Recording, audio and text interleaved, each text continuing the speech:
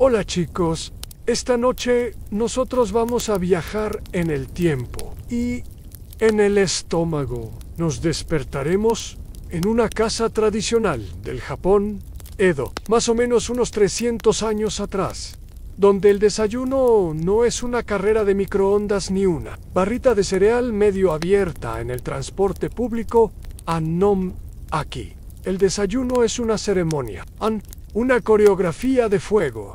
Arroz, cuchillos y silencio en spoiler.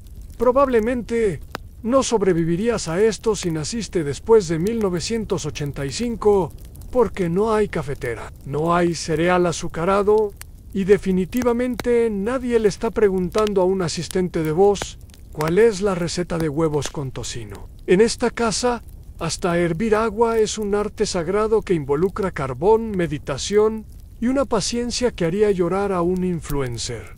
Entonces, antes de ponerte cómodo, tómate un momento para darle me gusta al video y suscribirte, pero solo si realmente disfrutas lo que hago aquí. Y si puedes, cuéntame en los comentarios desde dónde estás viendo esto y qué hora es allá. ¿Ya desayunaste? Ahora, atenúe las luces. Tal vez encienda un ventilador para obtener ese suave zumbido de fondo y comencemos juntos el viaje de esta noche. El primer sonido que escuchas es el del viento leve, empujando los paneles de papel de arroz y crunchy, casi imperceptible, que ocurre cuando el amanecer quiere entrar, pero pide permiso. No hay despertadores aquí, solo el cambio lento de temperatura que recorre las esteras de tatami, el aroma tenue del bambú seco y ese rayo de luz que corta el polvo en el aire, como si alguien lo hubiera pintado a mano. Estás acostado sobre un futón enrollado en ligero. Casi tu cuerpo no sabe si es cama o nube, pero decide no quejarse. Afuera, alguien ya está despierto. Lo sabes por el crujido de la madera del pasillo, ese cloc cloc que suena a paso sin prisa, como si cada pisada respetara. ¿Que otros aún sueñan ante? Incorporas lentamente. La habitación es sencilla, en paredes de madera. Traslúcidos. Una pequeña repisa con un jarrón solitario y una rama seca. No hay desorden, no hay objetos innecesarios. Todo parece haber sido elegido con intención. Incluso el frío del suelo te da la bienvenida. No con agresión, sino como ese amigo que nunca saluda, pero te hace el desayuno. Caminas con cuidado. Tu kimono casero se desliza contigo. Y cuando abres la puerta corrediza, el mundo huele a pino, a humo viejo y a día recién nacido. En el pasillo exterior ves la niebla colgada entre los árboles como si no quisiera irse. Un pájaro lanza una nota breve, como si estuviera calentando. La bosan en el fondo del patio. Hay un pequeño estanque con agua quieta, como si también estuviera esperando algo a la casa. Aún duerme, pero no del todo. Una figura agachada barre el jardín con una escoba de ramitas. No, que sea la abuela. Ella siempre despierta antes que el sol, no porque tenga que hacerlo, sino porque no recuerda cómo dormir hasta tarde. Cada movimiento suyo tiene el ritmo de quien ha hecho lo mismo miles de veces. Y todavía lo disfrutan. Te saluda con una inclinación mínima, apenas una sílaba con el mentón. Tú respondes igual, porque aquí los saludos largos solo los dan los extranjeros y los comerciantes desesperados al otro lado. Escuchas el clic suave de un brasero. Luego otro es la madre, en la cocina. Ya se mueve con los ingredientes del desayuno como si estuviera tocando un instrumento de cuerda invisible. No la dicen, pero el sonido basta. Y también el aroma, algo entre leña húmeda, arroz y promesa aún. Hecho curioso, en el periodo Edo, los hogares no tenían cocinas cerradas como las nuestras. La cocina era una extensión viva de la casa, y el fuego central, llamado komado, era un símbolo de estabilidad. Si el fuego ardía, la casa estaba viva y tú lo sientes. Ese calor que se extiende hasta tus tobillos sin pedir permiso caminas hacia allá, dejando que tu cuerpo despierte más por instinto que por decisión. Cada paso que das hace crujir la madera con una nota distinta, como si la casa también te saludara en la cocina. Por fin la ves en la madre está arrodillada junto al camado, alimentando el fuego con trozos de carbón vegetal. No hay chispa automática ni botón, solo el arco de su espalda, la manera en que sopla con un abanico de bambú y el pequeño jadeo que se escapa con cada exhalación. A su lado, un cuenco de arroz espera. Ya ha sido lavado 3 veces, tal vez 4. Los granos flotan en agua clara, pero tú sabes que no están listos hasta que el agua esté tan limpia como un espejo. No se trata de limpieza, sino de respeto a la tierra. Al desayuno, en una curiosidad excéntrica, durante el Edo, algunos decían que si podías lavar arroz sin romper ni un solo grano, podrías casarte con un poeta. Nadie explicó por qué los poetas eran tan exigentes o tan difíciles de alimentar. Te acercas en silencio, no para ayudar, sino para no estorbar. Ella te pasa un pequeño cubo de madera lleno de agua y tú la sigues sin decir nada, porque en esta cocina el lenguaje principal es la colaboración no verbal. Como cuando alguien te pasa la sal en la mesa sin mirarte, o cuando el gato salta a tu regazo y tú entiendes exactamente lo que quiere. El fuego respira en el arroz, descansa, y tú también, porque aquí, en esta casa, el desayuno aún no ha comenzado, pero ya lo estás saboreando. El fuego del comado sigue ardiendo suavemente en la cocina, como un corazón tibio que late despacio. Pero mientras la madre continúa con su ritual de la mañana, otras figuras comienzan a cobrar vida en distintas partes de la casa, una tras otra, como flores que se abren solo cuando el sol está en el ángulo exacto. En el primer crujido del suelo viene del ala este de la casa. Una puerta se desliza hacia un lado con ese susurro de papel rozando madera y aparece el abuelo. Su silueta es familiar, recta, a pesar de los años, vestido con una bata de algodón descolorida, sujeta con un cinturón que probablemente ha sido anudado de la misma forma desde el siglo anterior.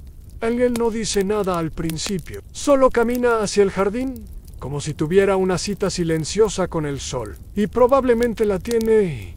El gato lo sigue. Un felino anciano, de pelage, manchado, que camina con dignidad, como si fuera el verdadero dueño de la propiedad. El abuelo se agacha junto al pequeño estanque y con una taza de bambú recoge un poco de agua y se la ofrece al animal. LGA Bibico Lentated, porque las cosas buenas no se apuran, ni el desayuno, ni el respeto.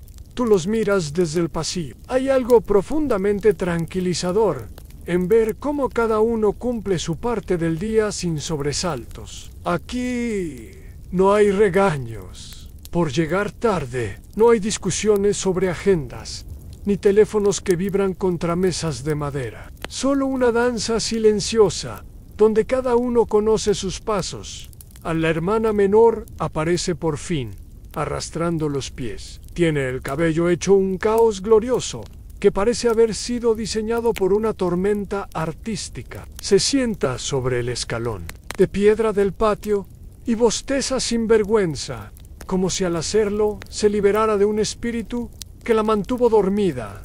Un hecho histórico interesante durante el periodo Edo. El concepto de mañana ocupada no existía como hoy. Las labores estaban regidas por la luz del sol, no por relojes. Por eso, el despertar no era una meta, sino una transición a. La hermana Mayo en cambio, aparece ya peinada, lo que resulta sospechoso. Ella probablemente se despertó 1 hora antes, para asegurarse de parecer casualmente perfecta, en caso de que algún vecino joven pase a saludar por accidente totalmente planeado. Nady Lowdice pero todos lo saben. Incluso el gato parece juzgarla ligeramente. Mientras esto ocurre, la madre en la cocina sigue preparando el arroz, ahora dejándolo reposar en la olla, con la tapa cubierta por una tela húmeda. La humedad, dice, es la clave para que el vapor no se escape antes de tiempo, porque todo aquí tiene un antes, un durante y un después. Hasta el vapor en un detalle marginal, pero encantador en algunas casas tradicionales. Se colgaban campanillas de cerámica junto a la cocina, no para ahuyentar malos espíritus, sino para avisar, con su tintineo suave, que el vapor había alcanzado su punto perfecto. Básicamente, un temporizador ASMR en el padre se asoma al pasillo principal. Aún en su yukata, parece medir el clima con los ojos antes de comprometerse emocionalmente a salir. El día es claro, pero no confía del todo. Se rasca la barbilla con aire filosófico y vuelve a su cuarto. Tal vez por el sombrero, tal vez por su viejo diario que escribe con una caligrafía tan meticulosa que da miedo leerla. Los historiadores todavía debaten si el sentido de rutina del Japón Edo era una forma de control social impuesta por el shogunato o una evolución orgánica del budismo zen aplicado a la vida diaria. Pero al ver a esta familia moverse, uno sospecha que no es lo uno ni lo otro, solo es lógica ancestral. Tú caminas, entre ellos sin prisa, saludando con una inclinación suave, aprendiendo sus ritmos. La casa no parece moverse rápido, pero tampoco se detiene. Todo avanza como un río tranquilo que sabe exactamente a dónde va, sin tener que correr para llegar al gato. Ya está sobre una piedra tibia, limpiándose una pata como si se preparara para un evento de etiqueta. El abuelo, mientras tanto, recoge una pequeña ramita caída y la coloca con cuidado en un rincón del jardín, como si ese acto tuviera un peso espiritual. Y quizás lo tiene porque aquí cada cosa tiene su lugar, no porque sea una regla escrita, sino porque el desorden simplemente no tiene sentido. ¿Para qué correr si el desayuno igual tomará su tiempo? ¿Para qué hablar si el silencio te está diciendo todo? A lo lejos, alguien golpea suavemente un tambor de madera 3 veces. Luego se detiene. Es el vecino, que marca las horas de su propio hogar, con una tradición que aprendió de su abuelo. Tú lo escuchas y sonríes. Aquí, el tiempo no se mide con números. Se siente, se percibe, se comparte en el sol. Ha subido apenas unos grados, pero ya hay calidez, no solo en el aire, sino en las miradas, los gestos, el vapor que se escapa tímidamente por la rendija del tejado. La casa está oficialmente despierta, sin sobresaltos, sin alarmas, con propósito. Sí, pero sin prisa.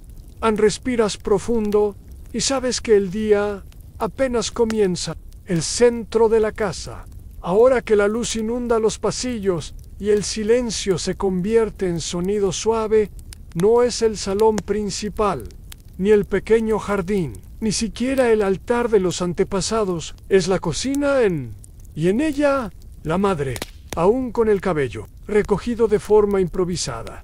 Es la coreógrafa de un ritual que no necesita espectadores. Tú caminas descalzo por el suelo de madera, cada tablón con su propio crujido, como una nota más en la sinfonía doméstica. El aroma del carbón vegetal comienza a ser más que una insinuación. Es un abrazo cálido que se cuela por cada grieta de la casa. El camado, el fogón tradicional hecho de arcilla y barro, ya está encendido. La madre aviva las brasas con un abanico de bambú, uno viejo, con los bordes deshilachados por los años, pero que aún canta con cada movimiento. El sonido del abanico moviendo el aire se mezcla con el crujido del fuego, como si la casa misma respirara contigo a un lado. Arroz. Espera su momento, no es cualquier arroz. Es arroz uruchi, el blanco, corto y ligeramente pegajoso que en Occidente llamarían sushi rice, sin saber que nadie en el Japón Edo lo usaría para algo tan trivial antes del mediodía. Está dentro de un cubo de madera flotando en agua clara, pero no está simplemente lavado. Está cuidado, han acariciado, han girado con los dedos de la madre como si fueran perlas sumergidas en una pequeña ofrenda líquida. A la forma en que mueve las manos dentro del agua es casi hipnótica. Gira el arroz con los dedos, no como quien lava, sino como quien recuerda algo importante. Un hecho histórico ampliamente conocido. Durante el periodo, el arroz no era solo alimento, era literalmente dinero. Se usaba como base para calcular impuestos, salarios y hasta el valor del trabajo. Tea and Samurai. Lavarlo con respeto no era una manía. Era sensatez económica con aroma a hogar. ¿Quieres intentarlo?, te pregunta ella con una sonrisa que apenas levanta las comisuras. Te entrega el cubo y tú metes las manos. El agua está fría, como la de un arroyo que acaba de nacer. Los granos resbalan entre tus dedos, suaves pero con cuerpo. La madre te observa sin corregirte. Solo asiente, porque aquí se aprende haciendo. Después del primer enjuague, el agua se vuelve turbia, casi lechosa. La descartas con cuidado. Luego llenas el cubo otra vez. El segundo lavado luego. El tercero, hasta que el agua queda casi clara. No perfectamente claro, porque la perfección aquí no es el objetivo. El Reispato sí. Una curiosidad excéntrica. Algunos hogares en Edo creían que si el arroz se lavaba mientras alguien estaba enojado, se cocinaba mal. No porque cambiara el sabor, sino porque el espíritu del arroz se agitaba. No preguntes cómo sabían eso. Solo no laves arroz si estás molesto, ¿ok? Mientras el arroz reposa, la madre coloca una tapa de madera encima del hangeri, el recipiente donde el arroz descansará luego de cocido, y se vuelve hacia otro rincón de la cocina en un armario bajo de madera sin tratar guarda ingredients que tú reconoces y otros que no. Hay daikon, ese rábano blanco y fresco, colgado boca abajo para drenar el exceso de agua. Hay algas secas, cuidadosamente dobladas y atadas con hilo. Hay frascos de cerámica con etiquetas escritas a pincel, algunas borrosas por el tiempo. Ella saca uno de esos frascos y lo abre con un sonido sordo. Dentro hay algo que parece algodón, pero huele a océano y sol. Es katsuobushi, bonito, seco y fermentado. Una roca comestible que se convertirá en minutos. En el alma del caldo doshi, saca una pequeña tabla y un rallador hecho de madera y cuchillas de metal forjado. Lo coloca en la mesa. Tú observas why. En un momento impulsivo, preguntas si puedes probar. Ella asiente. Empiezas a raspar el katsuobushi. Es más duro de lo que esperabas. Suena como una rama seca bajo presión, pero lo más fascinante es cómo se transforman de bloque rugoso a virutas finas, livianas como polvo de mariposa. Caen sobre un paño limpio como si fueran nieve de atún. Los historiadores todavía debaten si el uso extendido del katsuobushi comenzó por razones de sabor o por su impresionante capacidad para conservar proteínas sin refrigeración. Tú, en este momento, no te importa. Solo sabes que huele delicioso y te sientes muy profesional. A la madre hierve agua en una pequeña olla de hierro. Coloca el kombu, el alga laminada, y después, cuando el momento es correcto, Neidi sabe cómo, pero ella lo sabe, añade las virutas, luego apaga el fuego, porque el dashi no se hierve, se persuade.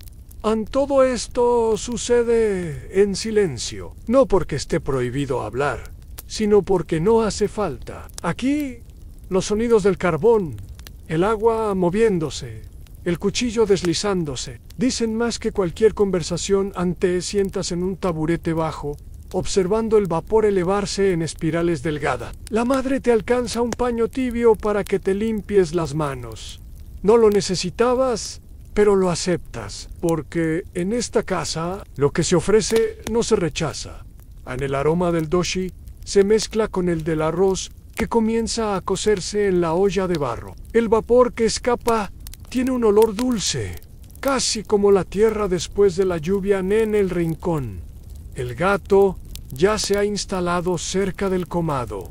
Nadie lo invitó, pero nadie lo echará. Él sabe cuándo es momento de estar en la cocina. Y2, ahora también en el fuego cruje, la olia canta. Y tú escuchas. El aroma del doshi aún flota en el aire, pero ahora toda la atención gira hacia el arroz, como si la casa supiera que es el momento crucial, no porque haya campanas o relojes, sino porque el silencio cambia de textura, se vuelve más atento, más sagrado. La madre se acerca al camado. La olla de barro ya está caliente, no humea aún, pero el calor es palpable incluso a medio metro de distancia. Con las manos secas y firmes, toma el arroz previamente lavado, ya escurrido, y lo traslada desde el cubo de madera a un tazón medidor. No usa una báscula, no necesita una. Sus ojos y manos saben cuánta cantidad es perfecta para la familia. No una cucharada más, ni menos. Y luego coloca el arroz dentro de la olla como si estuviera depositando algo valioso. No, hey, solo el leve susurro de los granos cayendo, acomodándose unos contra otros. Es como ver arena llenar un reloj de vidrio, pero más ceremonioso, más silenciosamente épico en un hecho histórico conocido. El arroz en Japón, Edo, era tan fundamental que no solo representaba el sustento diario, sino también la estabilidad política. La producción de arroz era medida en koku, y un solo koku sufficient. Arroz, para alimentar a una persona por un año, determinaba literalmente el poder de un señor feudal. Si alguien cocinaba arroz para ti, confiaba en ti más que en el gobierno. A la madre vierte el agua cuidadosamente, exactamente el doble del volumen del arroz. Tú no ves mediciones. Ella no cuenta. Simplemente observa el nivel con ojos que han cocido arroz más veces de las que tú has desbloqueado tu teléfono. Esta semana coloca la tapa de madera sobre la olla, no con fuerza, sino con una especie de ternura que sorprende. Luego cubre la tapa con un paño húmedo, otra capa, otra protección, como un secreto bien guardado, y entonces se sienta frente al camado. En silencio, tú te sientas cerca, no tan cerca como para interrumpir, pero sí lo suficiente para ver la escena. Ella cierra los ojos, escucha, y tú también.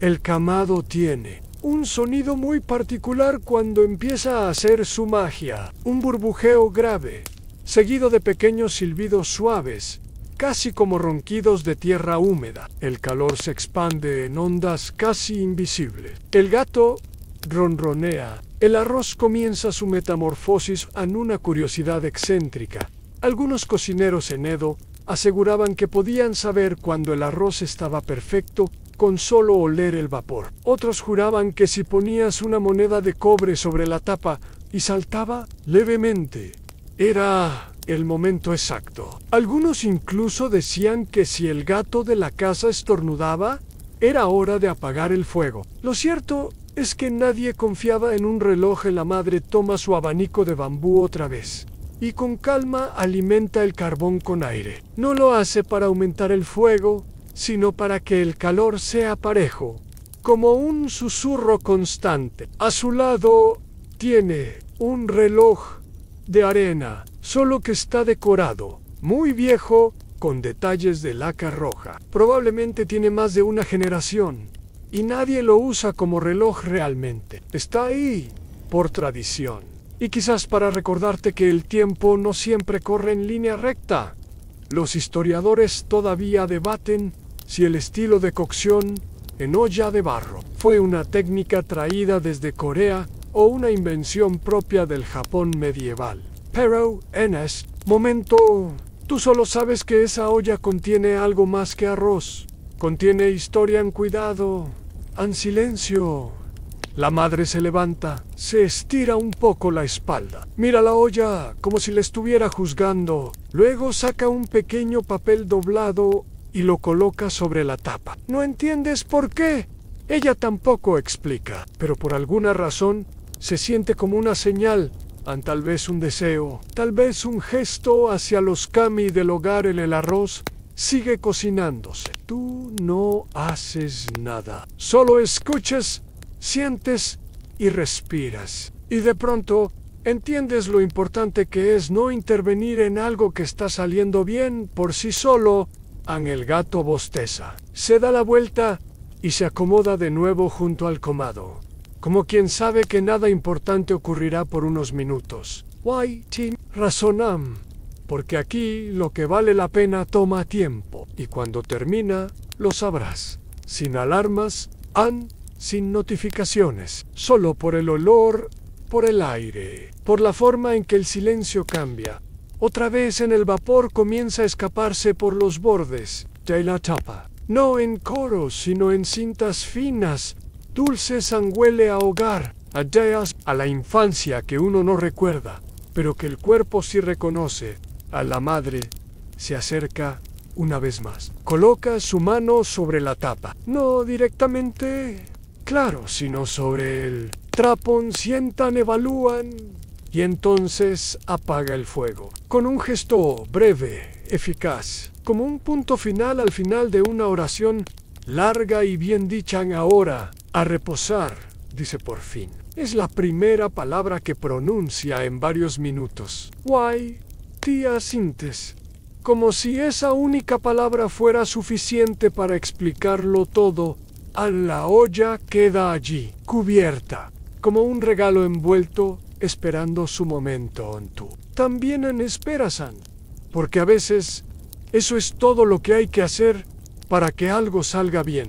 La olla de arroz ya está reposando en su rincón como un maestro zen en silencio.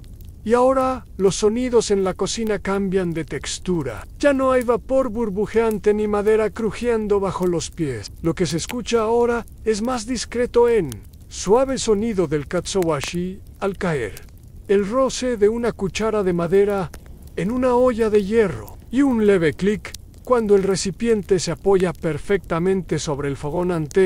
Sientas otra vez sin querer perder detalle, porque ahora llega uno de los actos más sutiles de todo el ritual, la preparación del caldo dashi. Y si el arroz es el corazón del desayuno, el dashi es el alma que lo envuelven. La madre abre una pequeña caja de madera laqueada. Dentro, con más cuidado que si contuviera joyas, hay láminas gruesas de kombu seco. El alga está quebradiza, como papel antiguo, pero su aroma es profundo, casi terroso, con una promesa salada, que se siente más, que se huele. Ella saca una pieza y la coloca sobre un paño húmedo. No la lava como harías tú con algo del supermercado. Solo la limpieza y la acaricia, con movimientos suaves. Aquí no se trata de eliminar su sabor, sino de despertarlo en un hecho histórico ampliamente conocido en el dashi a base de kombu y katsuobushi. Fue documentado por primera vez durante el período Muromachi, pero no fue hasta el Edo que se volvió omnipresente en las casas japonesas. Apoctaba umami, esa quinta categoría del sabor que nadie en Occidente supo nombrar hasta hace poco, pero que aquí ha sido reconocida desde hace siglos como la sensación de la profundidad, mientras tú sigues observando con la intensidad de quien ve magia. La madre coloca la alga en una olla de hierro fundido. Añade agua con la misma precisión con la que una calígrafa moja su pincel. Luego, enciende el fuego en suave en solo una llama tímida, porque el kombu no debe hervir, jamás. Eso sería un sacrilegio menor o una tragedia culinaria. Y entonces, esperan tú también, el agua comienza a templarse, y el kombu flota como una nota musical en un cuenco de tinta. Ella observa con atención, no hay temporizador.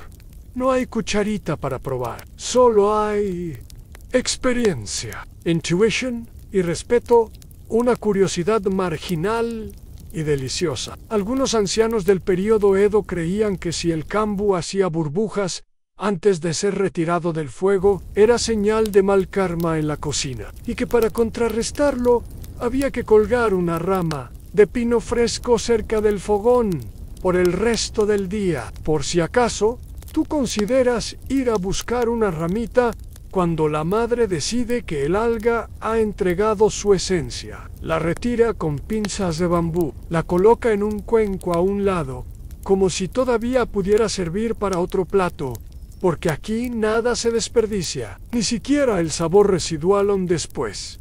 Entra en escena el katsuobushi, no el que raspaste tú hace un rato. Ese fue tu momento, sino uno que ella misma ha preparado días atrás. Más fino y más ligero. Al tocarlo, cruje como hojas secas en otoño. Y cuando lo deja caer en la olla, lo hace con una elegancia casi teatral, como pétalos cayendo en agua caliente. El fuego ya está apagado. Solo queda el calor residual. Si el cambu no se hierve, el katsuobushi no se maltrata. Se invita, se escucha, se deja flotar y luego se filtra. A los historiadores todavía debaten si el equilibrio del dashi surgió de técnicas culinarias desarrolladas por monjes zen o si fue el resultado de prueba y error doméstico durante siglos de escasez. Pero tú lo sabes, yan es el tipo de sabor que no se inventa, se descubre, se encuentra como una historia que siempre estuvo ahí, esperando a ser contada con agua caliente en la madre. Toma un pequeño colador de bambú y filtra el caldo con cuidado, dejando atrás los restos del katsuobushi, que ahora parecen pequeñas hojas marchitas después de una lluvia breve. El líquido resultante es claro, dorado, con un olor sutil que no puedes describir, pero que te hace salivar. Ella prueba una gota.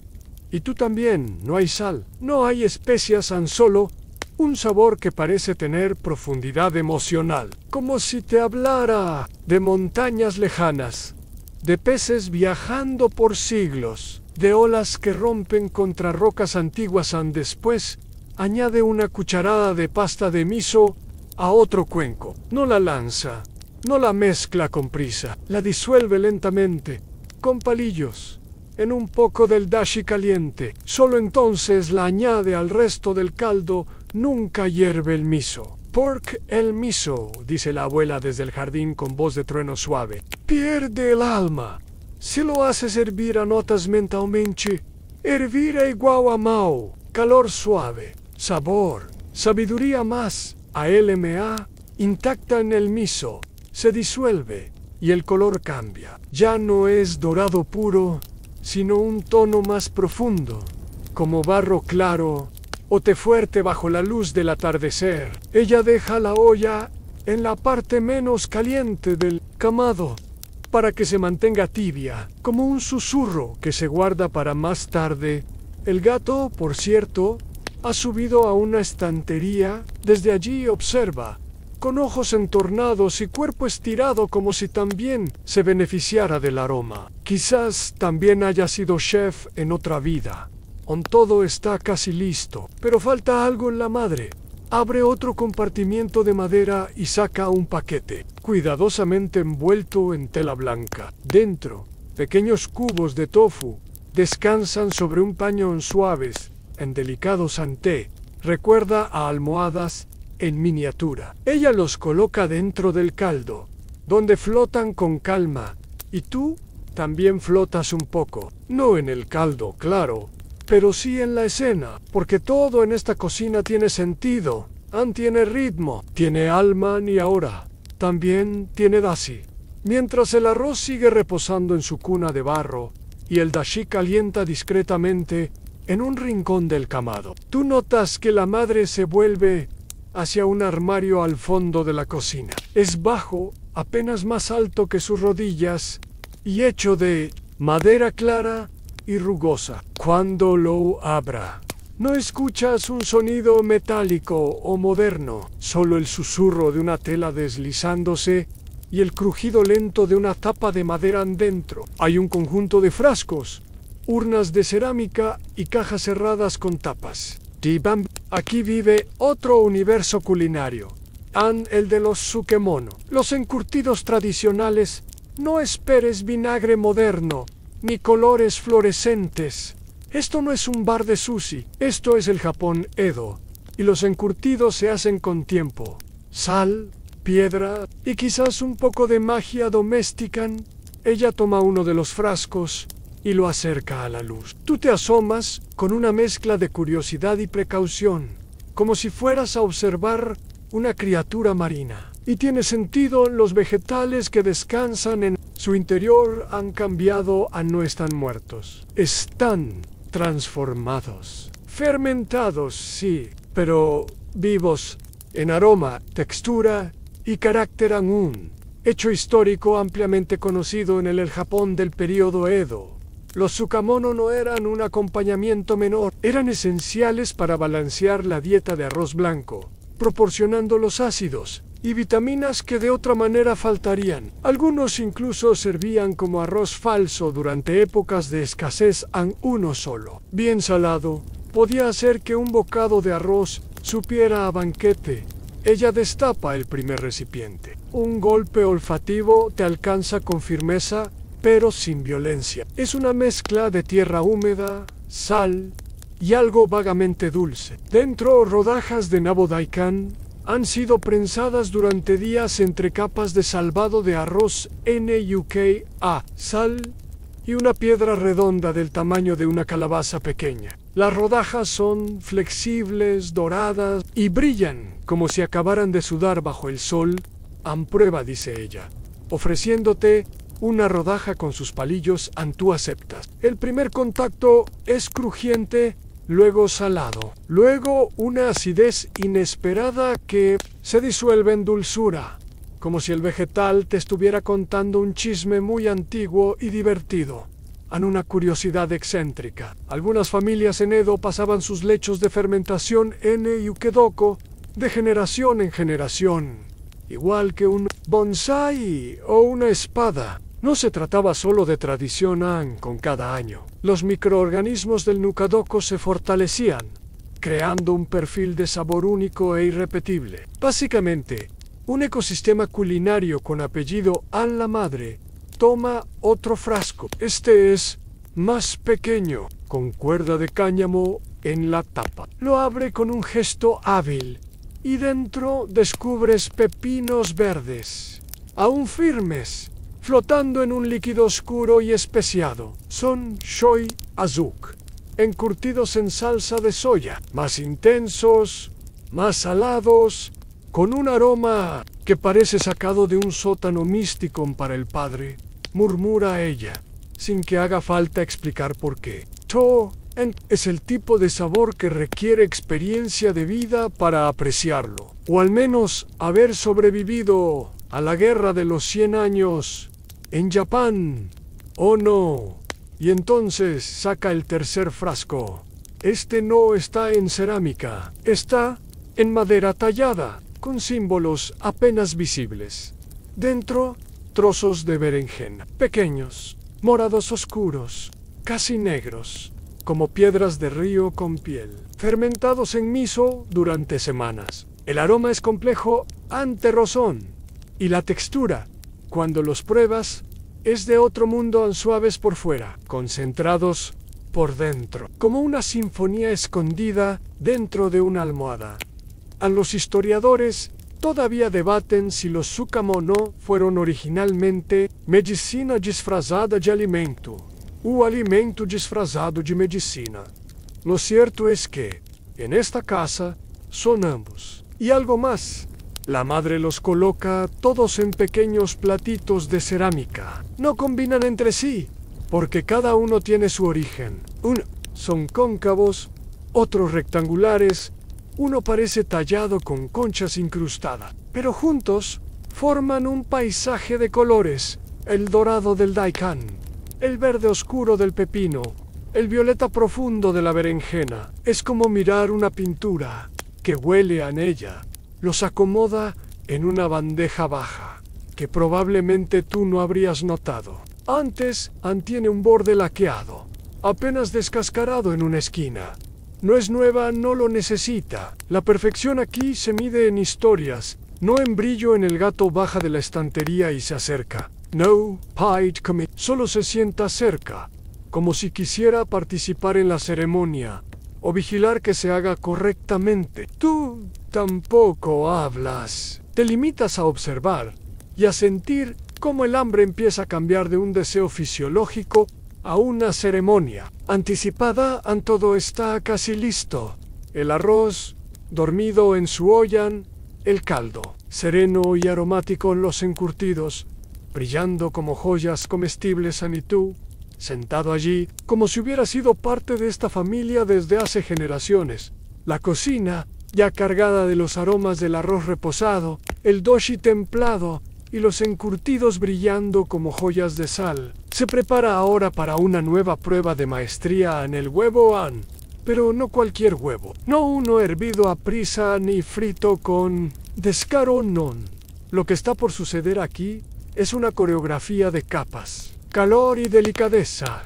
El tamagoyaki.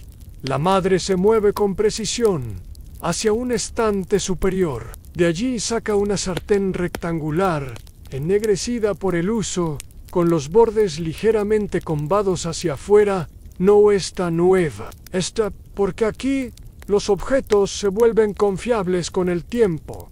Y entonces, sin necesidad de pedirlo, aparece la abuela, no camina, flota.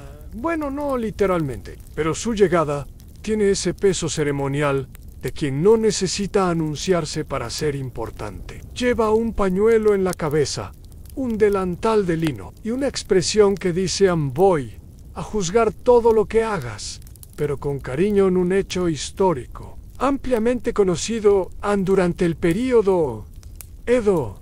Los huevos no eran tan comunes como ahora. Eran un lujo reservado para ocasiones especiales o para quienes podían criarlos en casa. Por eso, el tamagoyaki era un símbolo de esmero doméstico, casi como decir, te quiero en forma de proteína en la madre. Rompe los huevos con una elegancia sobria. 4, uno por uno. El sonido es casi idéntico al de un coto afinado. Los vierte en un bol de cerámica azul y empieza a batirlos con palillos largos, no con furia, sino con intención. La mezcla queda homogénea, pero con un leve veteado que solo el ojo entrenado percibe. Agrega una cucharada de dashishi, ese que prepararon antes, con todo el cuidado del mundo, y un poco de azúcar solo en toque, porque el tamagoyaki de la mañana debe ser dulce, como el primer pensamiento del día. Ni menos en una curiosidad excéntrica, había familias en Edo que juraban que si alguien batía los huevos en dirección contraria a las agujas del reloj, atraería la mala suerte, o al menos lograría un desayuno feo. A nadie se arriesgaba. Y tú, definitivamente, tampoco. En la sartén ya está caliente. No humeante, solo tibia, como una piedra al sol. Se engrasa con una pequeña bola de papel de arroz empapada en aceite vegetal, sostenida por unos palillos. El sonido que emite al tocar el metal es sutil, como si la sartén murmurara. Ahora la primera capa de huevo se vierte con un movimiento exacto. Cubre apenas el fondo, se cocina muy rápido. La madre espera unos segundos. Luego, con unos palillos más largos que los normales, comienza a enrollarla desde un extremo, no con como si estuviera doblando una carta de amor. Tú parpadeas y ya está enrollado. Añade más mezcla. Levanta el rollo con los palillos. El nuevo líquido lo rodea así. Se adhiere, se vuelve otra capa, y así sucesivamente. Es hipnótico. Y entonces la abuela, que hasta ahora había permanecido en un silencio que cortaba el aire mejor que cualquier cuchillo, suelta su juicio demasiado rápido. ¿Vas a dejarlo seco? A la madre no responde. Solo sonríe. Sabe que demasiado rápido es el equivalente a casi perfecto. En idioma de abuelas anglos, historiadores todavía debaten si el tamagoyaki fue inventado como una forma de conservar huevo cocido durante más tiempo o como un derivado de técnicas chinas de rollos de huevo. Lo cierto es que en esta casa, cada capa tiene un propósito, cada vuelta tiene una intención, y ninguna teoría histórica puede explicar ese nivel de cariño. En el rollo finalizado se transfiere a una esterilla de bambú para darle forma. Allí reposa unos minutos, como una pequeña almohada dorada, antes de ser cortado en segmentos simétricos. Dentro puedes ver las capas. 1, 2, 3, 4, 5. Es difícil contarlas, porque parecen hechas de aire, luz y precisión. La abuela, satisfecha sin admitirlo, asiente y desaparece tan silenciosamente como llegó. Quizá solo existía para supervisar ese momento. La madre coloca las piezas sobre un plato laqueado, junto a una hoja de siso verde oscuro. El contraste es como un amanecer sobre campo de arroz en el gato. Por supuesto, aparece justo en ese momento. Demasiado tarde para supervisar, pero justo a tiempo para oler. Se sientan, parpadea lentamente, como diciendo a la prueba. Y tú también lo haces, no con palabras, porque este lugar no las exige, solo con la forma en que observas, en que respiras, en que entiendes que preparar un huevo puede ser una forma de meditación, de arte y de legado familiar, porque, como dijo la abuela antes de retirarse, el desayuno revela el alma de la casa y esta casa claramente tiene un alma deliciosa. El aroma del tamagoyaki aún flota en la cocina, cálido y dulce. Pero ya es hora de cerrar el círculo, no con algo pesado, ni con postres o cosas que crujan aquí. El desayuno no termina con estruendos, sino con un susurro cálido en él. La madre se mueve hacia una estantería baja y saca una caja de madera lacada con dibujos de hojas y montañas. La abre como si contuviera algo vivo, y en cierto modo lo hace. Dentro hay varias latas pequeñas de cerámica y metal, todas etiquetadas con pinceladas negras que no alcanzas a leer del todo. Pero el color verde pálido de una de las tapas ya te da una pista. Senchan, aquí no hay bolsitas, no hay sobres con hilos, no hay instrucciones genéricas. Esto es de cómo se hacía en el Edo a mano, a ojo, a alma abierta. Un hecho histórico ampliamente conocido. Durante el período Edo, el té verde era ya una bebida popular, aunque con distintos niveles de refinamiento. El matcha estaba más ligado a la ceremonia formal del té, mientras que el sencha, infusionado en hojas sueltas, se volvió el favorito del pueblo. No por simple, sino por accesible, cálido y cotidiano. A la madre saca un pequeño hervidor de hierro, fundido, negro, robusto, con una tapa ajustada y un asa como rama seca. Lo llena con agua del pozo del jardín. No lo ves, pero sabes que es así, porque esa agua sabe distinto, sabe limpio.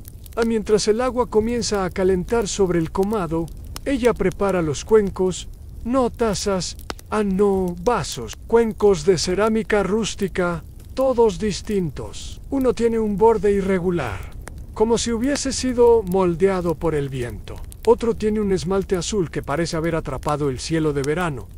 El tercero es gris, rugoso, como una piedra de río. Y el cuarto tiene una pequeña grieta reparada con kintsugi, esa técnica que usa polvo de oro para enaltecer las cicatrices. Sí, ese es tu cuenco. Una curiosidad excéntrica en el Edo.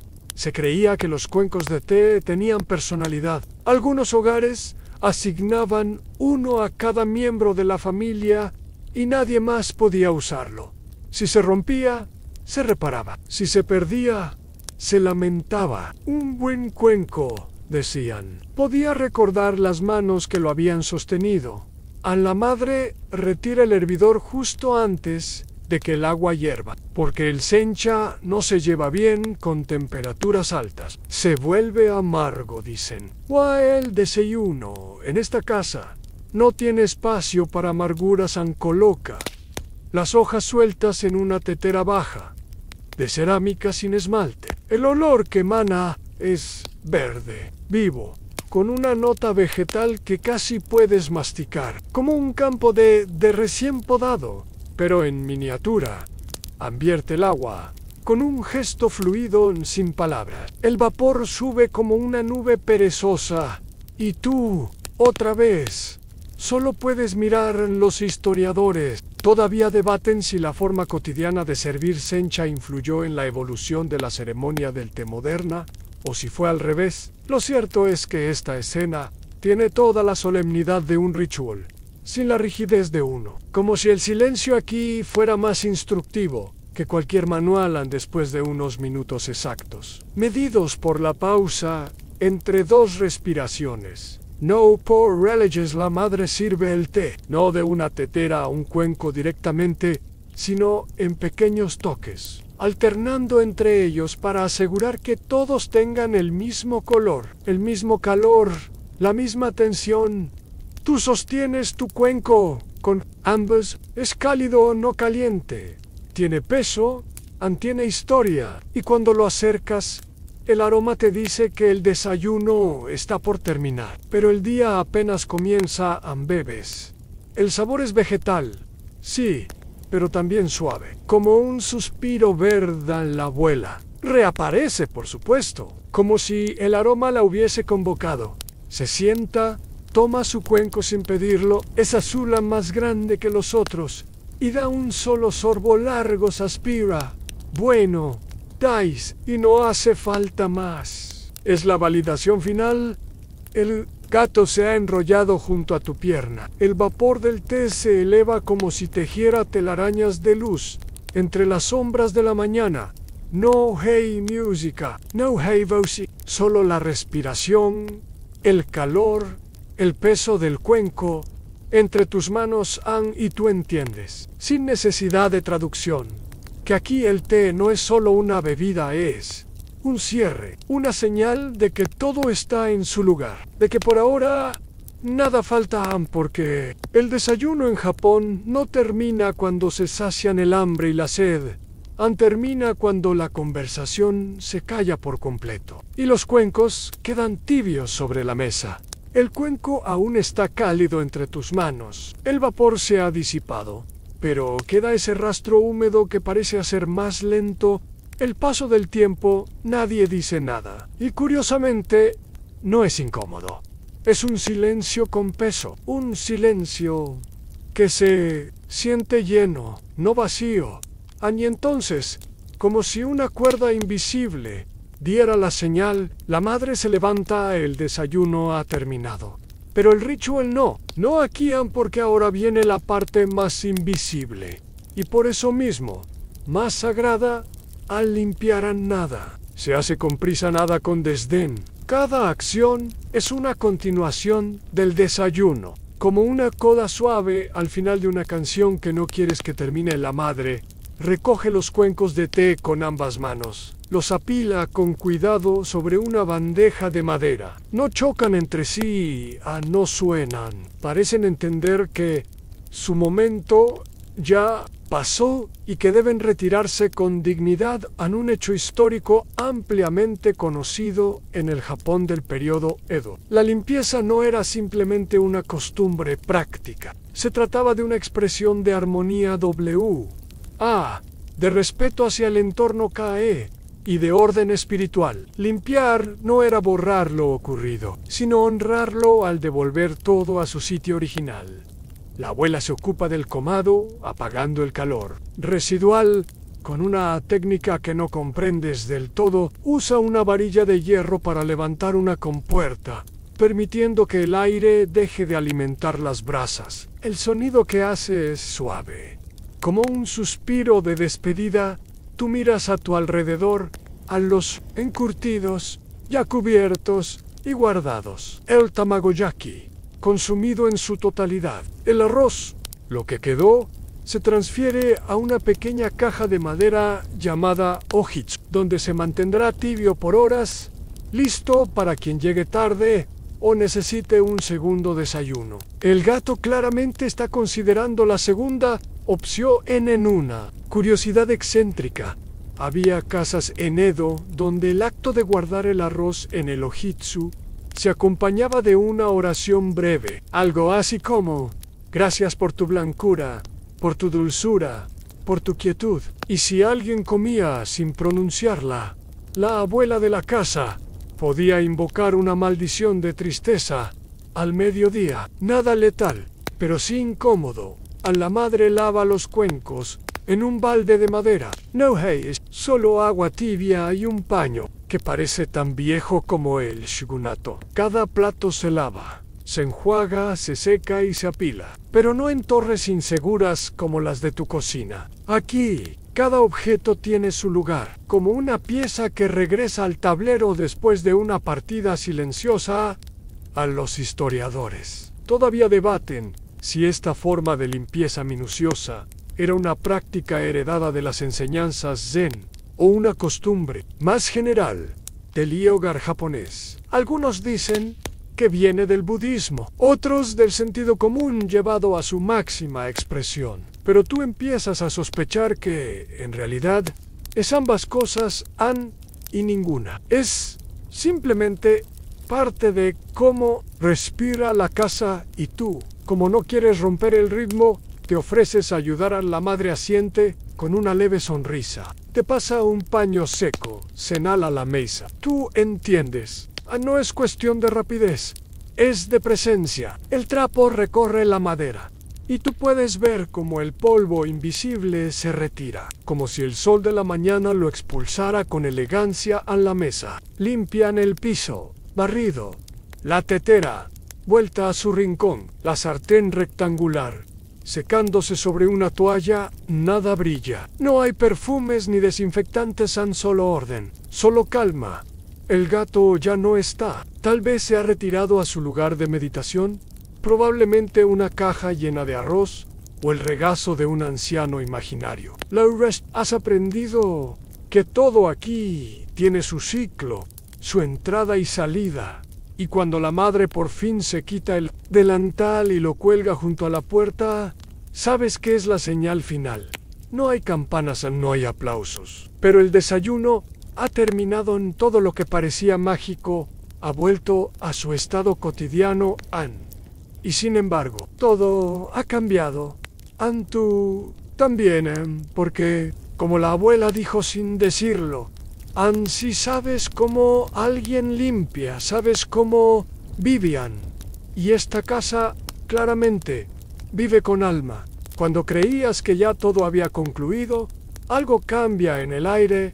No es un sonido, ni un movimiento visible. Es la forma en que el sol entra por las ventanas de papel más directo. MS Amarillo. Como si la mañana dijera: ya es hora, Hanla. Madre se acerca al camado una última vez. Esta vez sin herramientas, sin ingredientes, solo con una caja de madera negra por dentro, con una tapa calada que parece más decorativa que funcional.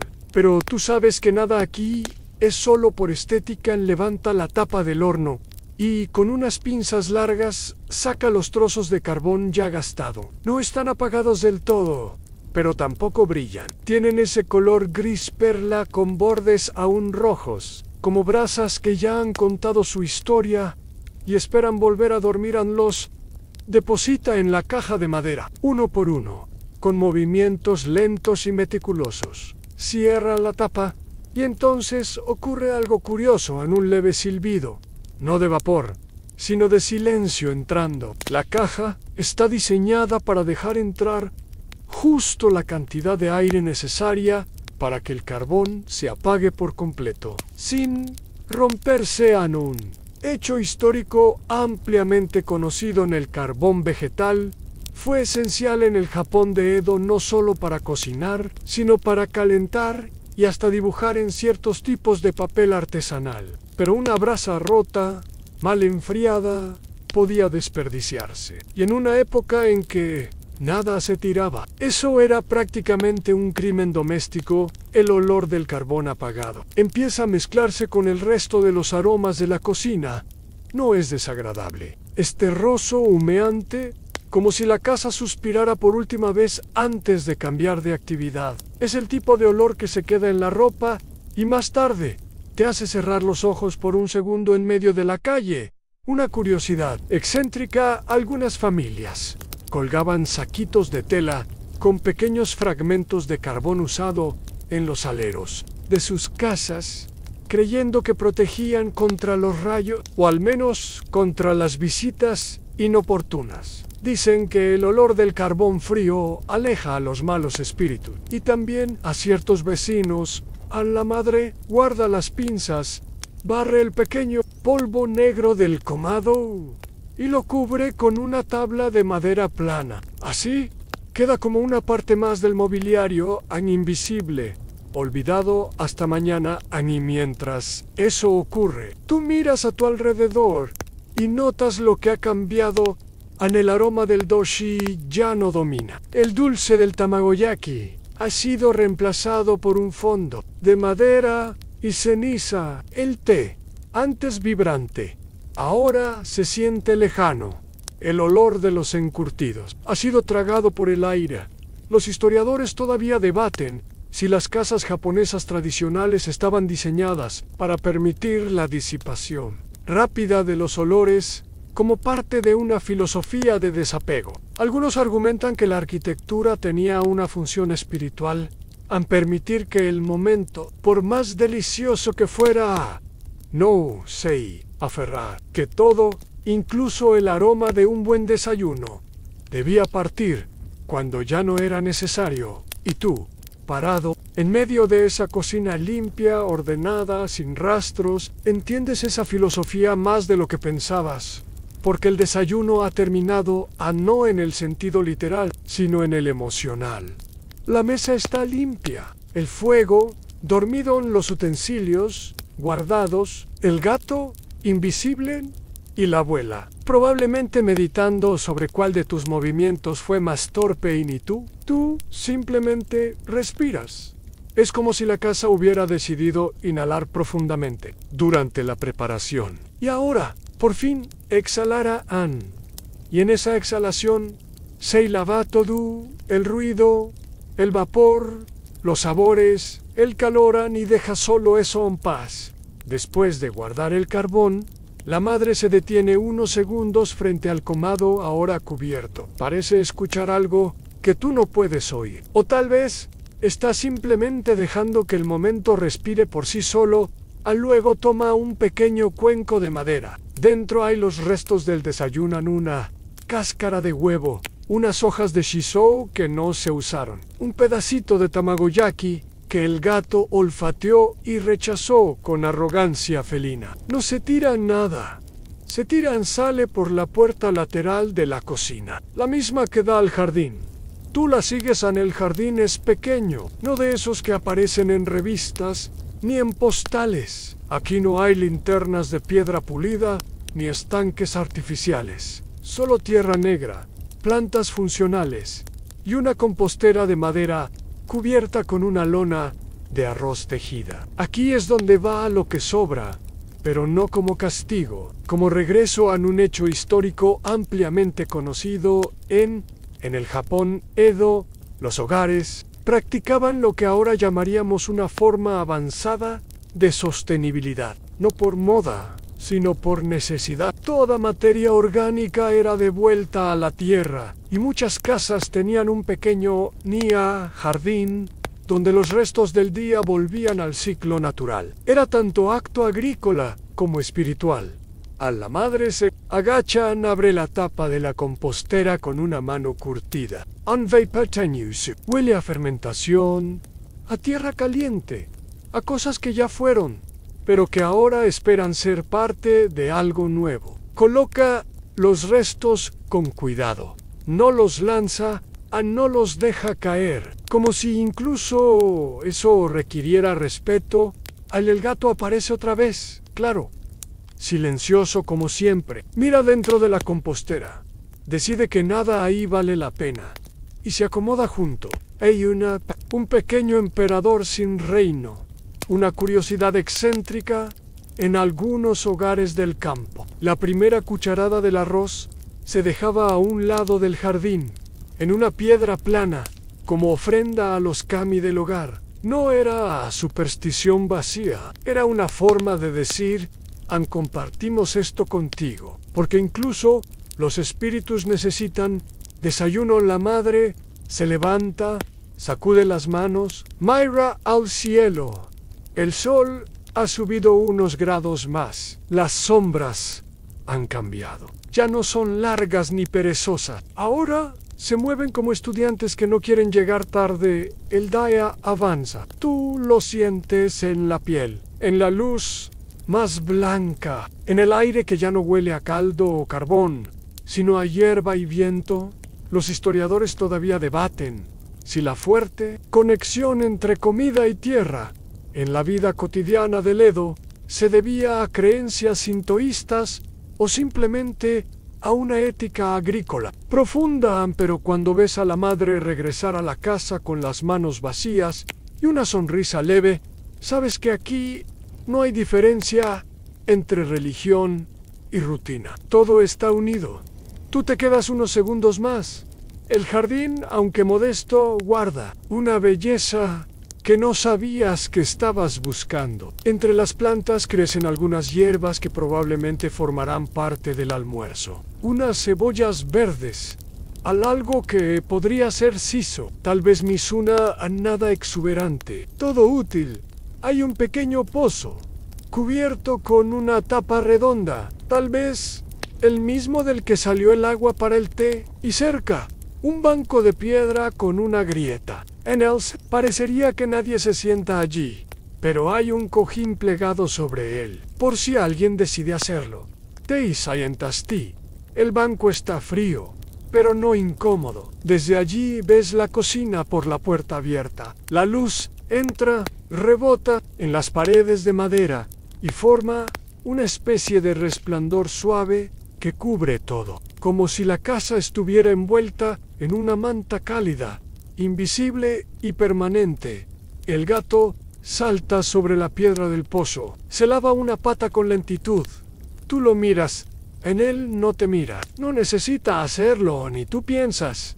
Sin decirlo, qué curioso, que los restos del desayuno puedan convertirse en comida para la tierra. En qué elegante ciclo, qué lógica más amable, porque aquí nada se tira, nada se desprecia. Todo vuelve, todo espera, y el desayuno, aunque terminó, continúa bajo tierra, transformándose en algo nuevo. Regresas al interior cruzando el umbral de madera. Tus pies, ya acostumbrados al tacto del tatami, se deslizan sin esfuerzo. El aire ha cambiado. Ya no es el aire húmedo del alba, ni el templado de la cocina activa, sino ese punto intermedio que anuncia que el día ha comenzado, pero aún no te exige nada. A la madre se sienta junto a la ventana, corrediza que da al jardín, sin decir palabra. Abre uno de los paneles de papel, dejando que la luz suave entre, rebotando en el piso como una caricia tibia. Tú haces lo mismo, no porque alguien te lo diga, sino porque el momento lo pide. Te acomodas en el suelo, con las piernas cruzadas, en un ángulo que te permita ver tanto el interior como el exterior. La cocina detrás, el jardín adelante, una pausa flotante entre dos espacios que, por un rato, parecen ser el mismo en un hecho histórico ampliamente conocido en el Japón del periodo Edo. La arquitectura de las casas estaba diseñada precisamente para eso, para borrar la frontera entre interior y exterior. Las puertas de papel, no eran obstáculos, sino puentes. El hogar no terminaba en las paredes, sino que se extendía hacia el jardín, el cielo. Los sonidos del mundo en él. Padre se une por fin. No lo habías visto en toda la mañana. Tal vez estuvo pescando, o tal vez estaba en otro cuarto, leyendo. Nadie lo anuncia, nadie la da, solo aparece. Con un suspiro largo y una taza de té en la mano se sienta la abuela, que ya lleva tiempo allí sin que lo notaras. Ofrece una sonrisa breve que vale más que cualquier saludo verbal. Y entonces silencio, pero no como el de la limpieza, ni el de la preparación. Este es un silencio que observa, un silencio que dice, mira cómo. El día empieza sin apurarse. Una curiosidad excéntrica. Había familias que practicaban una forma de meditación matutina no declarada, conocida como Shiki no Negen, contemplación de la estación. No era una ceremonia oficial, solo un hábito, sentarse después del desayuno y observar el jardín durante unos minutos cada día, sin expectativas. El objetivo no era pensar en nada, solo estar. Tú intentas eso, y funciona. Un gorrión aterriza cerca del brote de cebolla. El gato lo mira, pero no se mueve. El gorrión parece saber que hoy no es día de correr. Luego, el viento pasa entre las hojas de shiso, entre los tablones del piso rosa tunuca, como una bendición que no necesita nombre. Los historiadores todavía debaten si estas pausas eran momentos de simple descanso o si escondían una estructura social más compleja. Eran espacios para marcar jerarquías familiares, formas de establecer presencia sin palabras, o eran simplemente lo que parecían en espacios donde no pasaba nada porque no hacía falta que pasara. Sea como sea, tú te quedas allí, sentado respirando. El padre sorbe su té con un leve ruido que, lejos de romper el silencio, lo completa. Como el punto final que cierra una frase perfectamente formada, la madre acaricia la tela de su kimono, doblando suavemente una manga, mientras piensa en algo que no dice. La abuela saca una pequeña caja de madera con caramelos duros de cebada y te ofrece uno. Lo tomas sabe a malta, a miel, a algo que no puedes nombrar pero que tu lengua reconoce. Y ahí, esto es todo. En medio de todo, sin hacer nada, sin deberle nada al reloj, al calendario o al teléfono que no existe aquí. No, hey música, no hay notificaciones, no hay listas de tareas, solo eso, a una casa que ha desayunado, un jardín que florece sin permiso, y una familia que sabe que no hay mejor manera de empezar el día que no empezándolo del todo. El gato se estira. Tú también. Y por un momento, solo uno, te preguntas si el mundo exterior ha empezado ya a correr. Luego decides que no te importan porque estás justo donde debes estar. El silencio no se rompe, se transforma como el vapor que se desvanece sin desaparecer. La quietud del jardín da paso a murmullos suaves.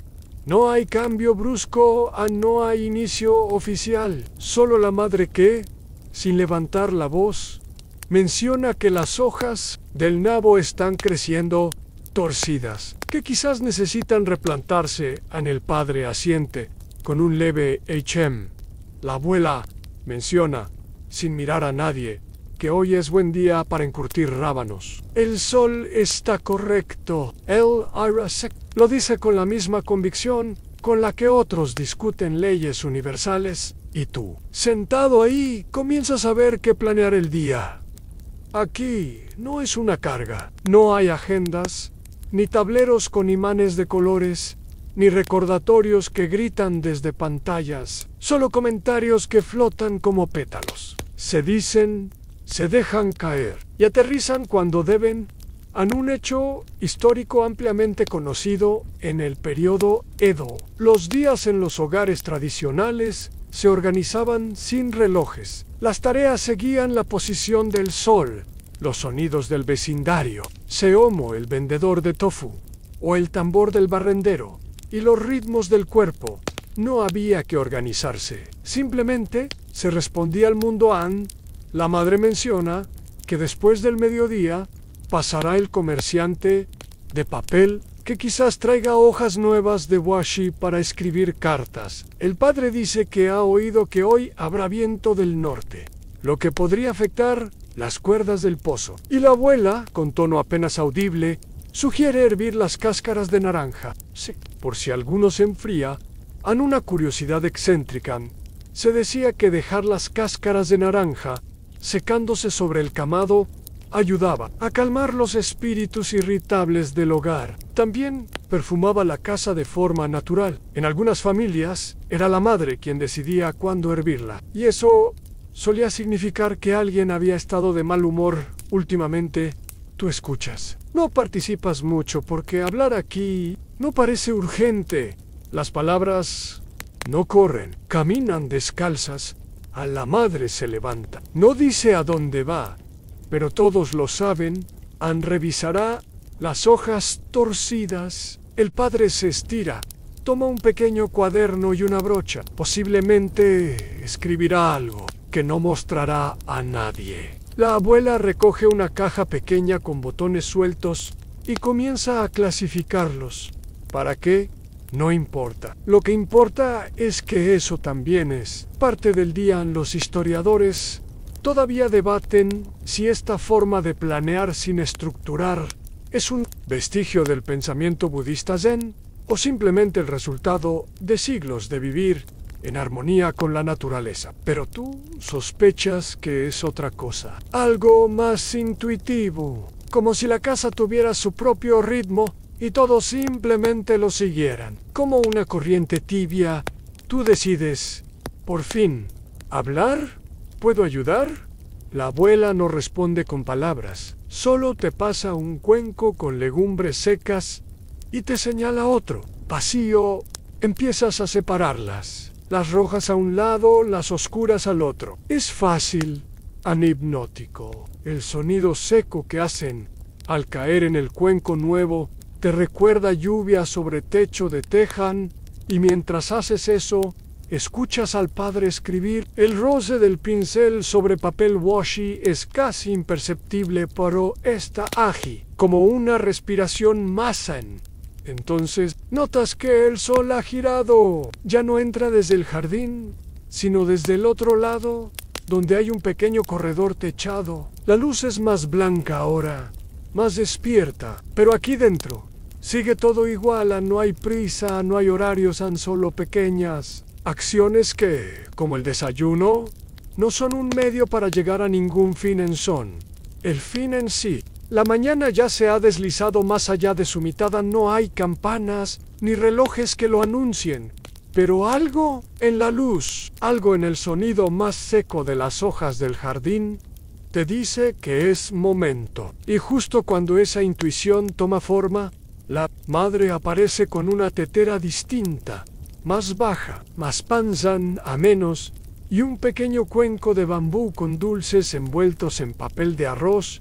No hay pretexto, no hay ceremonia. Es solo la hora del tensé.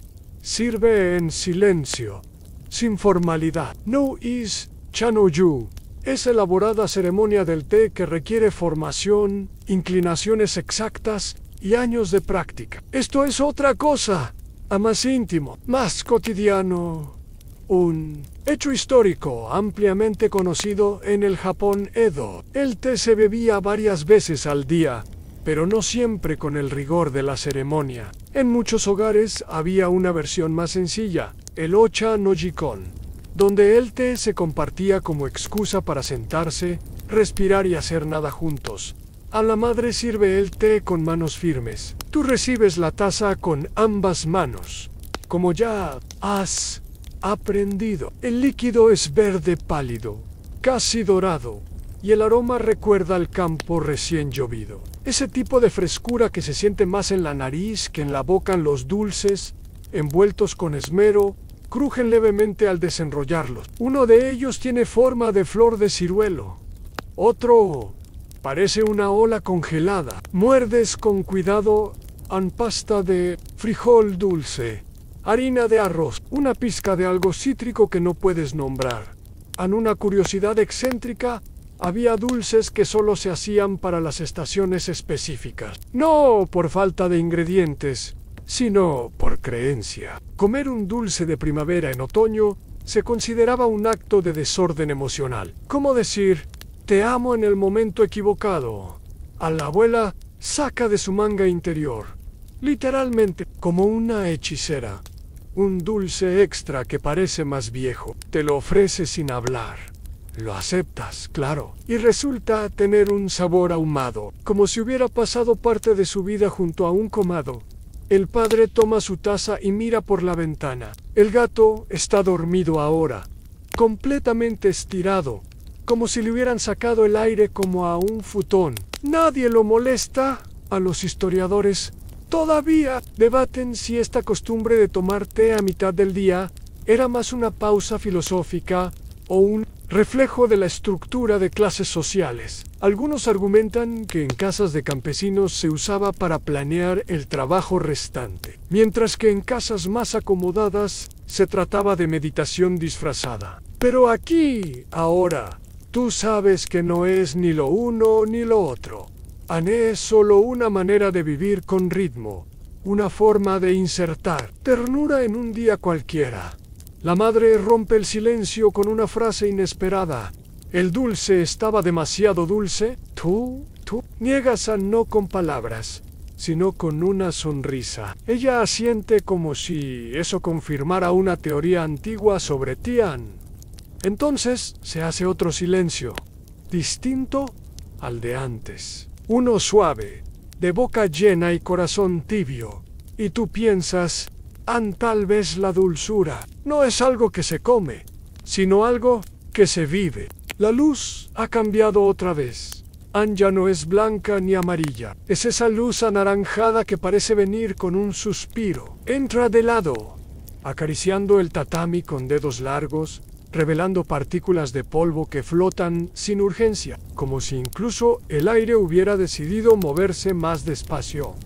Estás de nuevo en la cocina, no por necesidad, sino por instinto, como si algo en ti quisiera ver el lugar donde todo comenzó. El camado, dormido a los utensilios, descansando, el delantal colgado sin arruga, todo está en su sitio, pero nada está muerto. Hay algo en el ambiente que sigue vibrando, como un instrumento que aún resuena después del último acorde. La madre está allí, sentada a la mesa con una hoja de papel washi.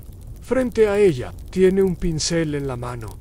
Pero aún no escribe. Parece estar esperando que algo, quizá un pensamiento, quizá solo la luz perfecta, le diga qué hacer a un hecho histórico ampliamente conocido. A muchas mujeres en el periodo Edo sabían caligrafía y escribían cartas con sumo cuidado, no por obligación, sino por belleza. Una carta no era solo un mensaje, era un objeto. Algunas incluso perfumaban el papel o dibujaban pequeñas flores en los bordes.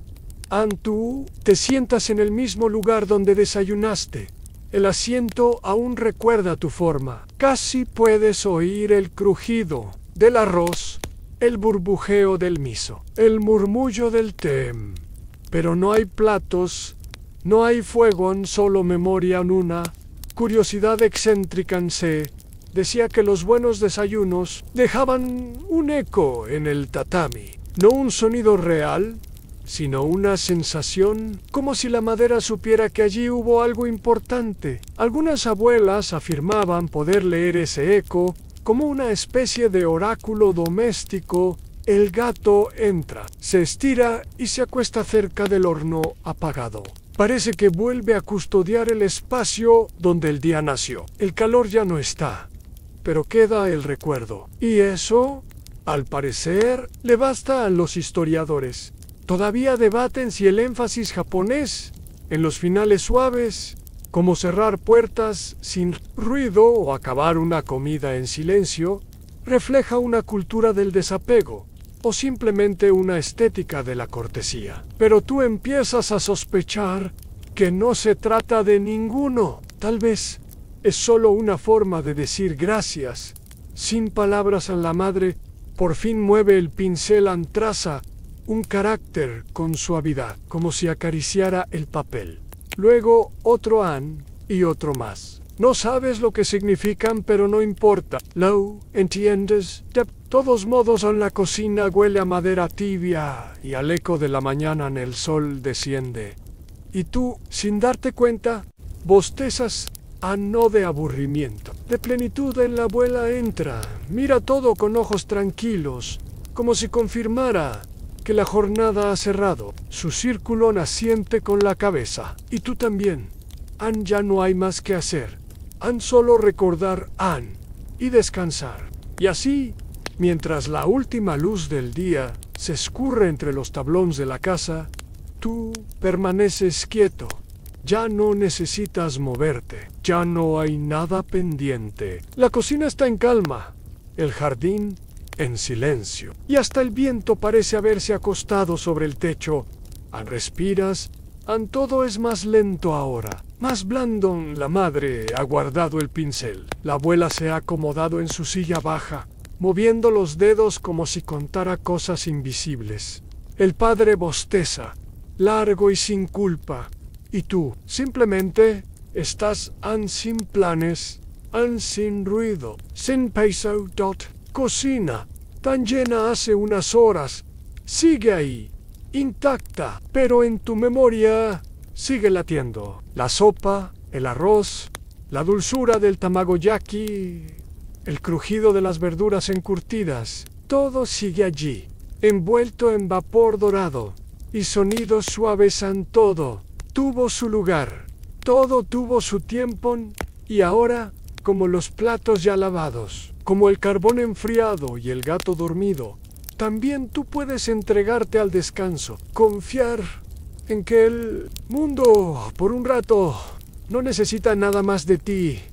Tu cuerpo se afloja, tus pensamientos se apagan uno por uno, como velas en un pasillo largo, y justo antes de que el sueño llegue, como una ola lenta que no necesita permiso, piensas ojalá todos los días empezaran así, con fuego, con comida, con cuidado, con tiempo. Buenas noches, que descanses y que sueñes con desayunos que nunca se acaban.